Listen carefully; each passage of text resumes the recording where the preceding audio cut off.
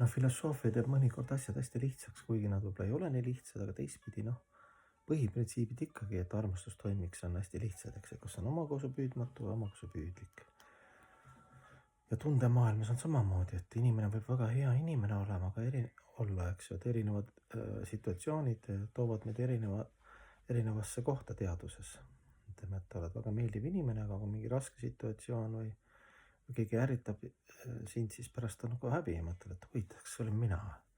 Omastust olen ennast normaalne vend, eks, et kuidas need inimesed mind närvi ajasid, ma jõudsin mõelda, et ma olen parem ja nad panevad segast ja vastikud tüübid, et küll ta oma karma panni peal varsti juba praete. Kuskil alateadlikult näiteks. Et siin on tundemaailm kõikides olukordades, sest need olukorrad nad tulid, et jääda. Päike, öö, ahastus, lapsemeelne rõõm, kõik see kahesus, eks ju, siin materiaalses maailmas ja vaimses maailmas on ka emotsioonide värvid. Oleme rääkinud, et moksa vabanemise momente on hästi palju. Mõned tahavad siia jääda, et inimesi aidata iseennast. Selles mõttes austades ka olla väärikas ikka jääda puhta armastuse energiatesse, ma mõtlen neist tunde baasil. Ja mõtlen, et ma olengi, et elu järel sünin siin, et lihtsalt siin maailmas aidata iseennast ja teisi. Teised inimesed on, ütleme, suurem osa siis materiaalne maailm ongi, täidab oma seda missiooni. Ükskõik mis kehas oled, püüad ekspluateerida teisi, et sul oleks hea, eks ja kõht oleks täis. Ja meeled oleks rahuldatud. Ja sellest ajendatuna siis kehalisest kontseptsioonist ja siis oma õnne lüpsad. Tõusude mõõnadega, et see on sinu selline tundemaailma.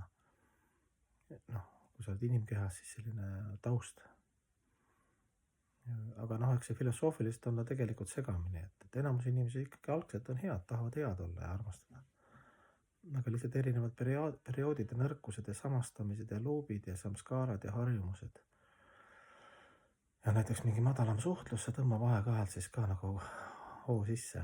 Sest sul ei ole isegi head alternatiivi, kuigi kuskil kuklas on mingi muinasjutu alternatiiv, et kunagi kuskil on hea Jumal ja kõik on armastavad ja elu on ilus ja loodus on ilus ja on võimalik elada siin ja praegu kohe, eks ju, õndsuses ja igavesti ja igavese õnneliku elusolandi teadusega, tänulikkuses ja alandlikkuses teenida kõiki ja olla Jumalaga ühenduses. Kõigil on see nagu olemas kuskil. Aga siis argipäeva elu või siis eksamineerimiskomisjon, karmakomisjon, eks ju, näitab meile, et oi, et praegu oli hoopis mingi kadeduse või viha või iha varjand märkamatult külas su teaduses, peenkehas, su psüühilises siis sellises tundeenergias. Et me oleme sellest ka palju rääkinud jälle, et kui sa nagu kõrvalt näed neid, siis see on ka juba suur armulikkus, looduse armulikkus, et sa ei suuda neid neutraliseerida, et täna mul oli paha inimese varjund, olin solvunud, kibestunud, tagarääkimise varjund, iha varjund, teise ekspluateerimise, teise keha ekspluateerimise varjund, need varjundid, eks ju, mingid tundevarjundid, aga sa näed kõrvalt, et materiaalne energia, tubli, et tööpõld on suur, eks ju, jõuda hingeni ja omakuse püüdmatuseni.